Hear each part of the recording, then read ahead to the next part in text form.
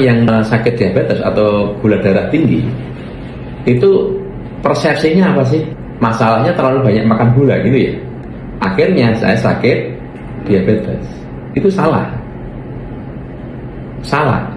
Diabetes itu terjadi memang akhirnya gula tinggi, tetapi terjadinya diabetes dipicu bukan karena kadar gula yang tinggi, bukan, karena tubuh gagal mengolah lemak menjadi asam lemak. Ya, akhirnya muncul plak. Jadi pertama kali segala macam penyakit degeneratif, mau diabetes, mau hipertensi, mau gangguan jantung, mau neuropati, terjadinya sama. Terjadinya metabolisme, tubuh gagal mengolah minyak atau trigliserid untuk menjadi nutrisi asam lemak. Awalnya karena adanya gangguan lambung. Karena ada gangguan lambung, itu pasti karena gangguan lambung. Nah, gangguan lambung kan seperti saya sering bilang, bergejala, rasa nyeri, rasa sakit, ya, itu cuma 15-20%. Yang tanpa gejala, gangguan lambung tanpa sakit, itu lebih tinggi, Pak, 80%. Jadi lebih tinggi. Sehingga orang bilang, aku nggak sakit. Nah, masalahnya gangguan lambung itu, definisi gangguan lambung bukan nyeri atau tidak nyeri. Definisi gangguan lambung adalah lambung gagal memetabolisme makanan menjadi nutrisi. Dalam kasus ini, kegagalan lambung adalah mengolah protein untuk dirubah menjadi asam amino. Nah, karena orang dengan gangguan lambung, kecenderungannya cairan lambung itu pH-nya mendekati netral, mendekati 7. Apalagi orang yang punya luka radang lambung yang parah.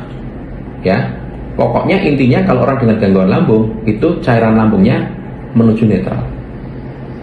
Dengan ditambahi obat-obatan antasida atau penetral asam lambung ataupun tanpa. Jadi kalau tanpa itu sudah proses alami hormonal. Oke, ketika lambung cairannya mendekati netral, yang terjadi lambung tidak bisa masak, tidak bisa mengolah makanan. Cairan lambung itu kan kayak kompor ada apinya. Kalau apinya kecil, dia kan masaknya lama tuh, Pak. Nah, kalau hanya karbohidrat masih mending. Misalnya makan 100% karbohidrat masuk, itu yang diproses 50% untuk dikirim ke peredaran darah. Yang 50% buang ke proses. Yang sulit itu protein, Pak. Ketika cairan lambungnya netral, mendekati netral, protein sulit diproses, sehingga paling 25%. Yang 75% dibuang. Ya, ini istilahnya angka-angka untuk memudahkan saja. Nah, padahal minyak lemak itu tidak diproses di lambung. Lambung tidak bisa mengolah minyak lemak. Minyak lemak itu begitu dari mulut kita lewat lambung itu cuma lewat saja. Dia bablas ke peredaran darah, bentuknya masih minyak lemak. Jadi kalau di lambung semua dipecah, sudah berubah fungsi, jadinya polimer. Poli itu kan bermacam-macam, dijadikan monomer satu.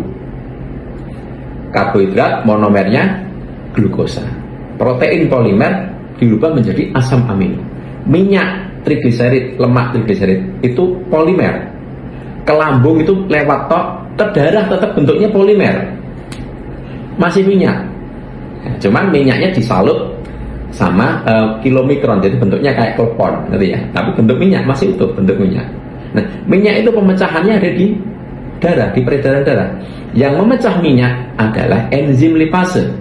Jadi enzim lipase itu kayak gunting, dia memecah minyak, kena enzim lipase kayak dipotong, kayak gunting gitu. Jadi dua, gliserol sama asam lemak. Gliserol dikirim ke liver, ke hati. Asam lemak itu makanan sel. Nah, enzim lipase dari mana? Enzim lipase itu didapat dari asam amino. Asam amino didapat dari protein. Nah, orang dengan gangguan lambung kan sulit mengolah protein, sehingga asam amino yang naik ke darah nggak banyak. Ingat betul ya, 25%, sisanya kebuang ke feses. Nah, suatu saat minyak lemaknya banyak, stok enzim lipasenya habis. Yang proteinnya kan sedikit. Jadi enzim lipasenya habis, minyak lemaknya masih banyak. Singkat kata, minyak lemak ini jadi plak. Nah, plak ini yang bikin orang gangguan jantung karena ada penyumbatan, stroke karena ada penyumbatan, neuropati karena ada penyumbatan plak. Diabetes itu yang sama. Minyak lemak ini menutupi reseptor sel. Jadi sel tidak bisa makan glukosa, makan asam lemak tanpa ada perintah dari insulin. Tidak bisa. Memang sunatullahnya gitu. Jadi walaupun banyak makanan, tapi kalau insulinnya tidak ngasih tahu ke sel nggak bisa makan. Ngasih tahu nih ibarat kata kayak ketuk pintu, dok sel di luar ada makanan, nah baru selnya buka pintu diambil. Tapi kalau tanpa ada perintah tidak bisa. Nah, ketika pintu sel tadi, reseptor selnya tadi pintunya ya, itu ketutup minyak lemak, maka sel nggak dengar, selnya budek. Maka terjadilah resistensi insulin. Yang tadinya butuh cuma 1, karena tebel butuh 2 insulin. Tambah tebel lagi butuh 5 insulin. Tambah tebel lagi butuh 10 insulin baru bisa buka. Nah, nek tambah bukanya harus insulinnya banyak. Yang berat organ apa? Pankreas. Akhirnya ketika dibutuhkan 20 insulin, pankreasnya cuma mampu bikin 18. Karena kan tebel minyaknya, tambah tebel. Orang kan makan terus. Akhirnya apa yang terjadi? Gula naik. Oh, kamu gula darah nih, kadar gulamu naik. Jadi sebenarnya orang diabetes itu kadar gula naik karena apa? Pertanyaannya. Karena nggak bisa dimakan sama sel. Kenapa nggak bisa dimakan sel? Karena ada minyak plak menyumbat pintu reseptor. Pertanyaannya, diabetes terjadi karena apa sekarang? Karena ada minyak plak yang menyumbat reseptor sehingga gula tidak bisa dimakan sel. Lah kok nyalahin gula? Pertanyaan saya. Akhirnya pemahaman yang keliru, pengobatannya ya keliru. Pengobatan selama ini fokusnya kemana? Pertanyaan saya. Pankreas, insulin, pankreas, insulin, bener nggak?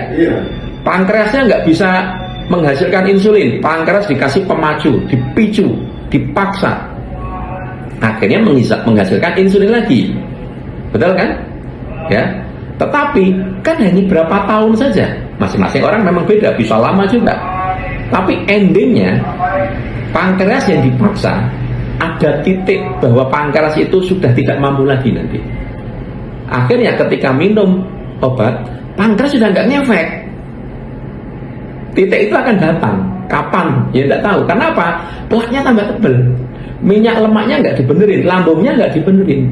Akhirnya insulin walaupun sudah dikasih obat-obatan, akhirnya pankreasnya juga off lagi. Akhirnya dibilang, oh pankreasmu mati.